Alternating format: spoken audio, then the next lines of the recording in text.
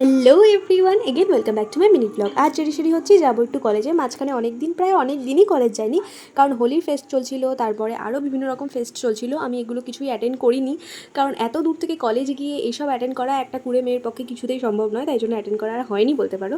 তো আজ কলেজ যাওয়ার জন্য একটা সিম্পল, এই গরমের জন্য একটা সিম্পল মিনিমাল লুক ক্রিয়েট করেছি। সেটা কেমন লাগছে জানাতে ভুলো না। তারপর রেডি হয়ে চলে গেছিলাম কলেজে গিয়ে সমস্ত ক্লাস অ্যাটেন্ড করলাম, আর তারপর টিফিন ব্রেকে করে নিয়েছিলাম টিফিন। তারপর একটু বাইরে বেরিয়ে ডাবের জল খেয়েছিলাম। আর ঠিক বিধাননগরে আমি দেখলাম এই কি চেনের দোকানটা এত সুন্দর সুন্দর ছিল, আর দাম ছিল প্রত্যেকটা 100 টাকা করে। এখান থেকে একটা রুমাল আর একটা চশমা রাখার বাক্স কিনলাম। বাড়ি এসে একটু ঘুমিয়েছিলাম আর কি।